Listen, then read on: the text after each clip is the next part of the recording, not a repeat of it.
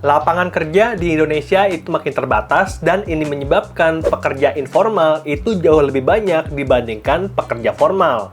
Hah, apa bedanya bang? Kan sama-sama kerja. Apa beda formal dan informal? Jadi, kalau kamu kerja di PT dan PT tersebut bayar gaji kamu langsung dari rekening PT serta memotong gaji kamu untuk pajak dan juga jaminan sosial, itu namanya pekerja sektor formal. Contohnya karyawan BUMN, pegawai negeri, atau mungkin sekedar barista, tapi kerjanya di Fore dan Starbucks yang sudah established dan itu termasuk pekerjaan formal. Dan kalau kamu kerja tanpa kontrak kerja tetap, tanpa badan usaha, secara konsep itu masuk ke pekerja sektor informal. Jadi ini termasuk pengusaha UMKM, driver ojol, freelance, content creator, dan juga barista, tapi kerjanya bukan di coffee shop besar, melainkan coffee shop kecil yang masih kecil-kecilan.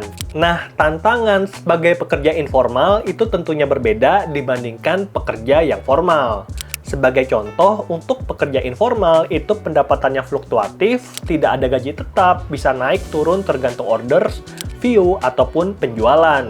Lalu, kebanyakan dari pekerja informal pasti tidak punya slip gaji, sehingga nanti kalau ada kebutuhan dana darurat, itu bakal sulit untuk mendapatkan pencairan pinjaman dari bank. Akibatnya, banyak pekerja sektor informal yang terjebak lingkaran pinjaman setan karena pinjamnya ke rentenir ataupun pinjol ilegal yang kasih bunga sangat tinggi.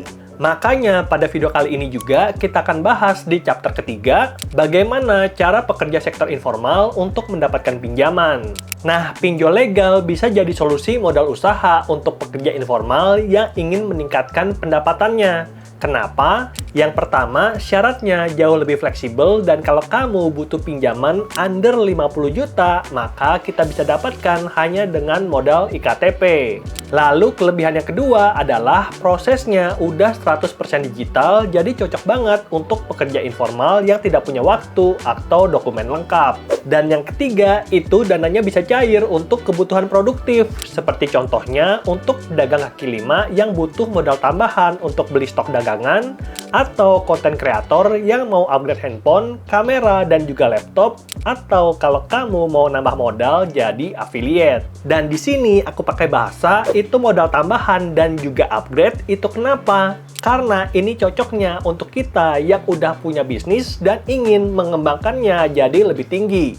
Jadi sama sekali nggak cocok untuk kamu yang baru mulai untuk ambil pinjaman karena belum ada bukti kamu bisa menghasilkan. Jadi sekali lagi, ini adalah pinjaman bisnis untuk bisnis yang sudah running dan bisa terbukti menghasilkan uang. Nah, contohnya ini ada beberapa seperti modalku atau pinjam untuk penjual.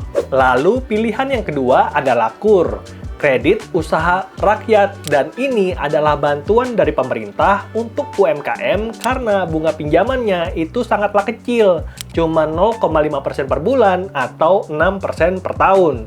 Jauh lebih kecil dibandingkan pinjol yang tadi karena pinjol itu bunganya masih 2-4%.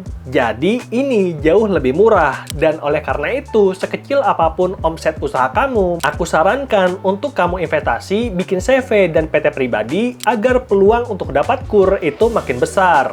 Oke, semoga videonya bermanfaat dan sampai jumpa di video berikutnya. Bye!